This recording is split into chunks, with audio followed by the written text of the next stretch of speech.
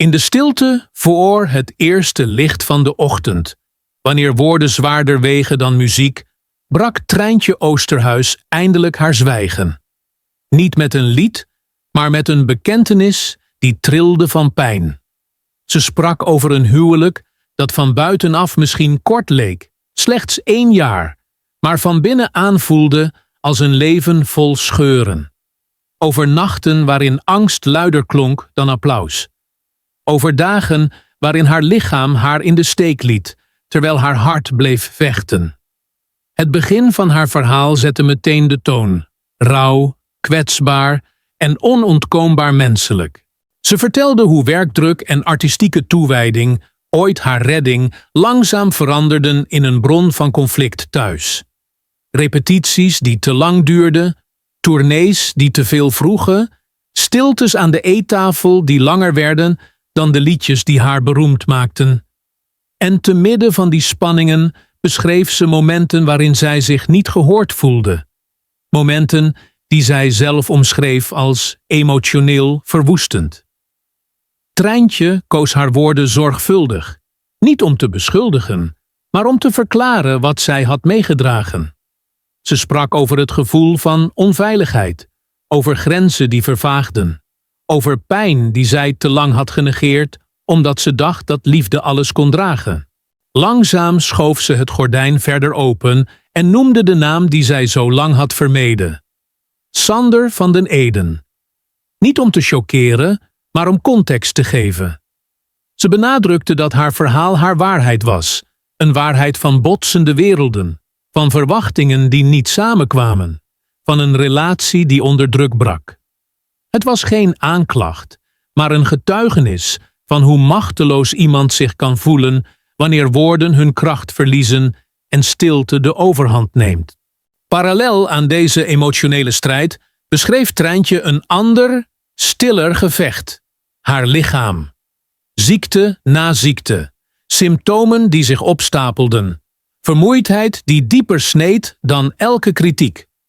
Ze sprak over ochtenden waarop opstaan een overwinning was, over doktersbezoeken die hoop gaven en weer afnamen, over de angst dat haar stem, haar instrument, haar zou verlaten. In die lichamelijke kwetsbaarheid werd haar innerlijke kracht zichtbaar. Want ondanks alles bleef ze werken, bleef ze zingen, bleef ze zoeken naar betekenis in muziek wanneer woorden tekort schoten. De spanning tussen haar publieke rol en haar private pijn vormde de kern van haar relaas. Op het podium straalde ze professionaliteit. Daarachter worstelde ze met twijfels, schaamte en schuldgevoel. Ze vroeg zich hardop af hoeveel stilte een mens kan verdragen voordat spreken noodzakelijk wordt. Haar beslissing om te vertellen kwam niet voort uit wraak, maar uit zelfbehoud.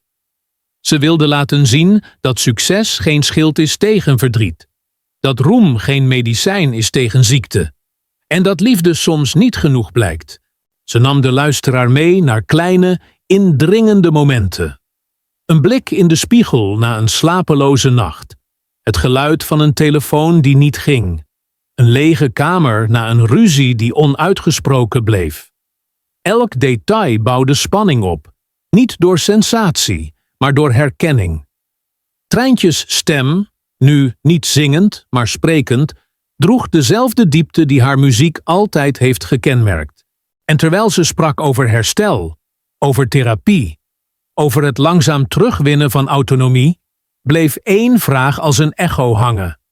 Hoe vind je jezelf terug nadat je te lang iemand anders hebt geprobeerd te zijn?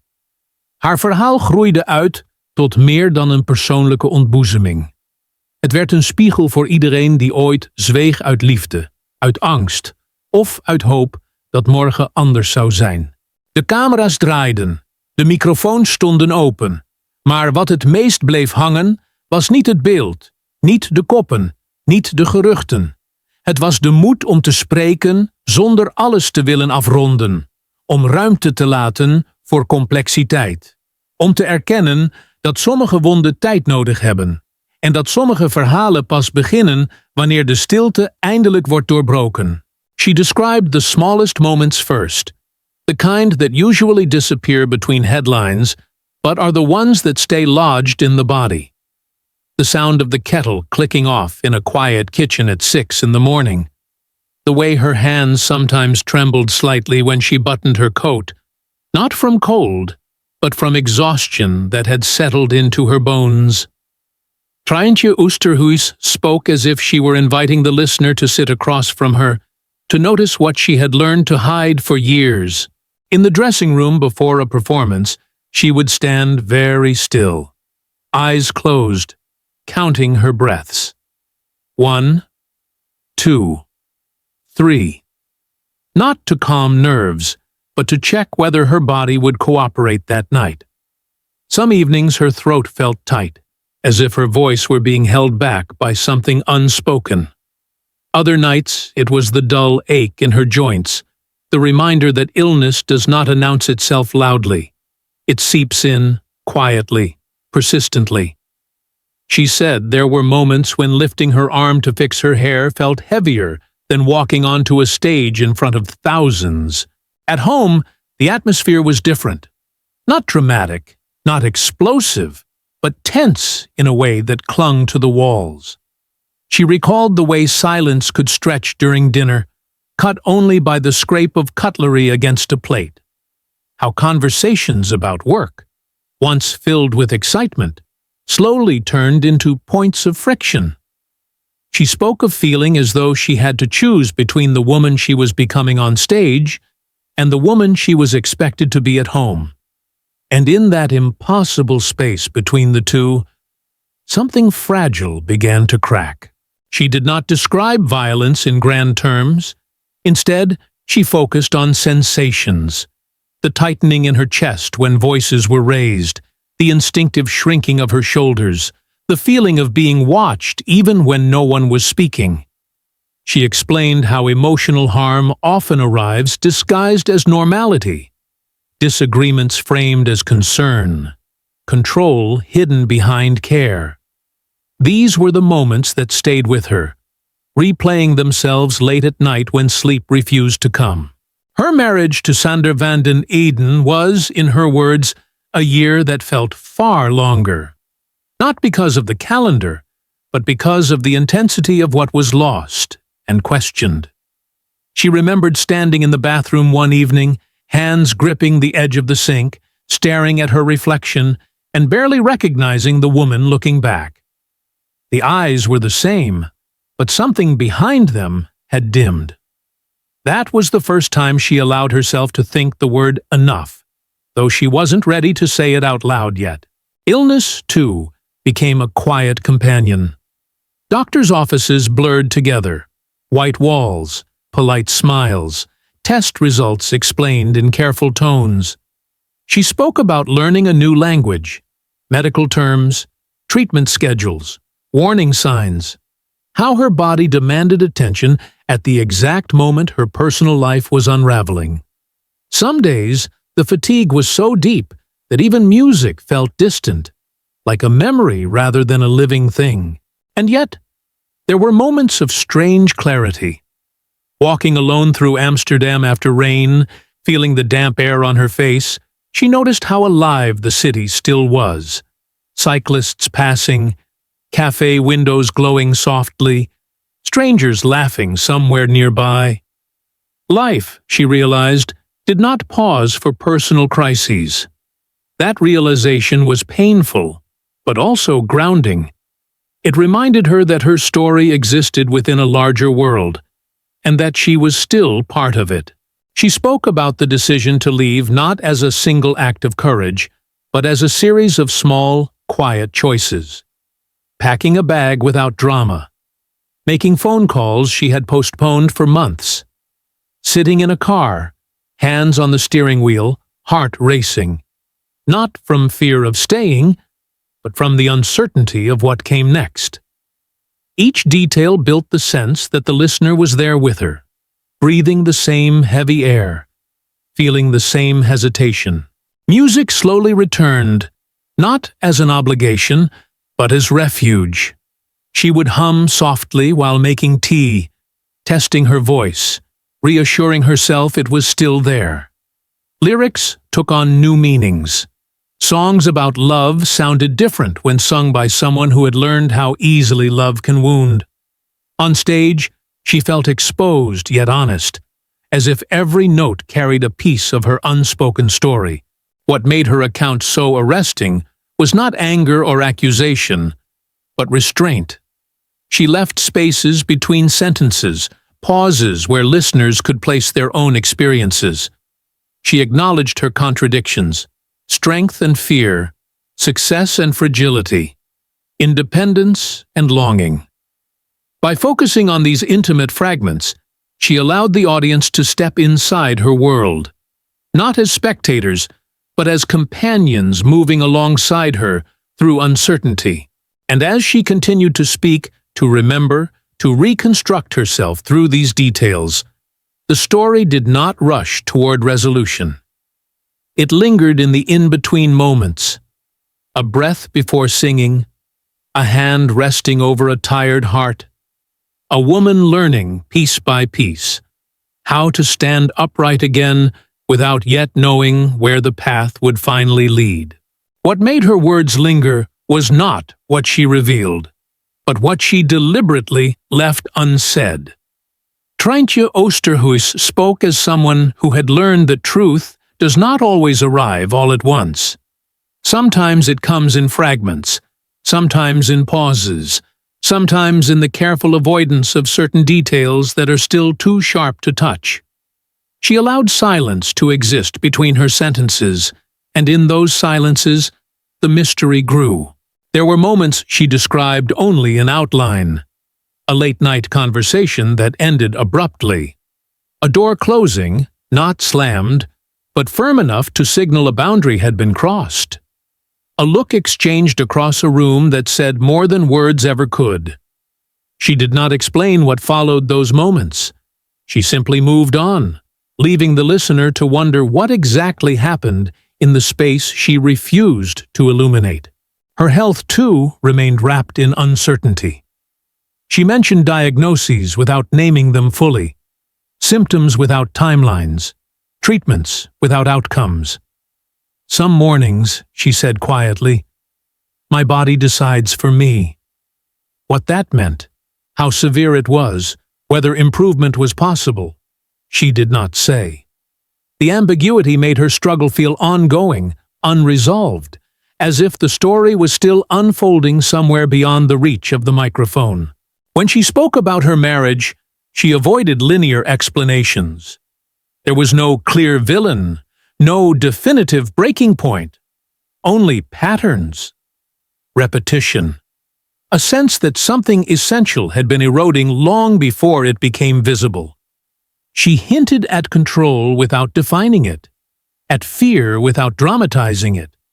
The listener was left piecing together the shape of the relationship from shadows rather than facts. The name Sander van den Eden appeared rarely, and when it did, it felt almost incidental. She did not linger on him. She did not describe confrontations in detail. Instead, she redirected attention inward, toward her own confusion, her own hesitation, her own slow realization that love could coexist with harm. That refusal to explain everything created tension, as if a crucial chapter had been deliberately removed.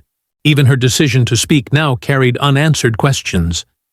Why this moment? Why not earlier or later?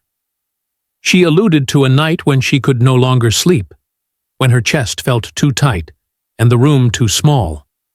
But she did not finish the story. She simply said, something shifted, and let the phrase hang in the air, heavy with implication. She described walking into empty spaces, an unlit stage, a quiet apartment, a city street after midnight, and feeling watched by her own memories. Places that once held certainty now felt unfamiliar. She spoke of hearing echoes of her own voice, and not being sure whether they belonged to the past or the present. Was she mourning what had been lost, or was she still standing inside it? She did not answer. Listeners noticed how often she returned to the idea of waiting for her body to respond, waiting for clarity, waiting for a sense of safety that had not yet fully returned. She spoke as if patience itself had become a survival skill. And yet, patience can also be a form of suspension. A life paused mid-sentence. There were references to conversations that never happened, apologies that were never asked for, explanations that were never given. She acknowledged these absences without trying to fill them. In doing so, she invited the audience to sit with discomfort, to accept that not all stories are meant to be neatly resolved. Her voice remained steady, but there were subtle changes, slower pacing, softer volume, moments when she inhaled more deeply before continuing. These small shifts suggested effort, restraint, and perhaps fatigue. It was unclear whether she was protecting herself, protecting others, or simply unsure how much truth the world was ready to hear. She hinted that healing, if it came at all, would not be dramatic. No single breakthrough, no sudden freedom, just incremental adjustments, choosing solitude over noise, honesty over performance, rest over explanation. But even these choices were described as tentative, provisional, subject to change. As the narrative unfolded, one thing became clear. This was not a confession designed to close a chapter. It was an opening, a controlled release of information that raised more questions than it answered. The audience was left sensing that behind every sentence lay another story. Behind every pause, another memory. Still waiting, still unresolved, still forming in the quiet spaces she had not yet dared to enter. There was no moment she identified as the end. No clear line she could point to and say, "This is where everything stopped." Instead, Trijntje Oosterhuis spoke as if life had simply begun to thin out around her, like sound fading in a large room long after the music has ceased. What remained was not silence, but an echo, persistent, indistinct, impossible to locate. She described evenings when she would sit alone, lights dimmed, not out of sadness exactly, but out of habit. Her phone lay face down on the table. Messages could wait. Questions could wait. She had learned that some answers arrive only when they are no longer pursued. In those moments, she listened to her own breathing, noticing how uneven it sometimes felt, how her body carried memories her mind refused to organize into a story. She spoke about trust as something that does not break all at once. It erodes quietly. You don't notice it leaving. You notice only that one day you hesitate before speaking, before laughing, before resting. She wondered aloud whether that hesitation would ever fully disappear, or whether it simply becomes a part of who you are. Like a scar you stop trying to explain. Her marriage remained present in her words, but never fully visible. There were no final conversations described, no definitive goodbyes, only a sense of departure that happened gradually, internally, long before it took any external form. She acknowledged that leaving does not automatically bring clarity. Sometimes it only creates space, empty, uncertain space that can feel both liberating and frightening. The illness, too, lingered as an unanswered question. She spoke of good days and other days without defining either. She admitted that she no longer measured progress the way she used to. There were mornings she woke up feeling almost normal, followed by days when her body insisted on slowing everything down again.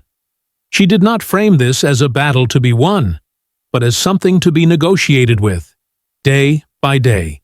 Music hovered at the edge of her story, like a presence she wasn't sure she could fully rely on anymore. She still sang. She still performed. But she questioned what it meant now. Was it expression, escape, survival, or all three at once? She said that sometimes, standing on stage, she felt closer to herself than anywhere else. Other times, She felt as though she were watching from a distance, unsure which version of herself the audience was applauding. She mentioned moments of unexpected calm, making tea, folding laundry, watching light move across a wall. These small rituals seemed to ground her more than any declaration of strength ever could. They did not solve anything. They simply existed, and in their ordinariness, they offered something close to relief. There were hints of people around her, friends, colleagues, family, but never in full focus. She did not say who stayed. She did not say who left.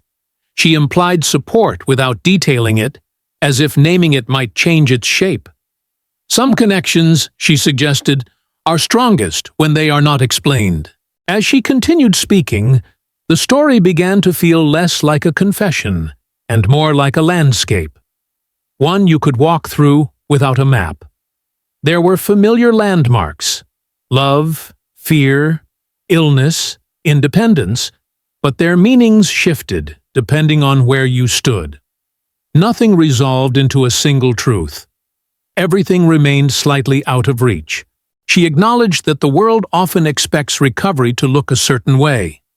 Closure, strength, a clear lesson learned. But she resisted that narrative. She admitted she did not yet know what she had become as a result of everything she had lived through. Perhaps she was still becoming it. The last images she offered were quiet ones. A woman standing at a window at night, unsure whether she is looking out or looking in. A voice warming up before a song that has not yet chosen its meaning. A body resting, not because it is healed, but because it has decided to pause. And somewhere within that pause, between what was spoken and what remained withheld, the story continued to exist. Not finished, not explained, not sealed, waiting in the open space where understanding has not yet fully arrived, and where the listener is left alone with their own thoughts, their own silences, their own unanswered questions.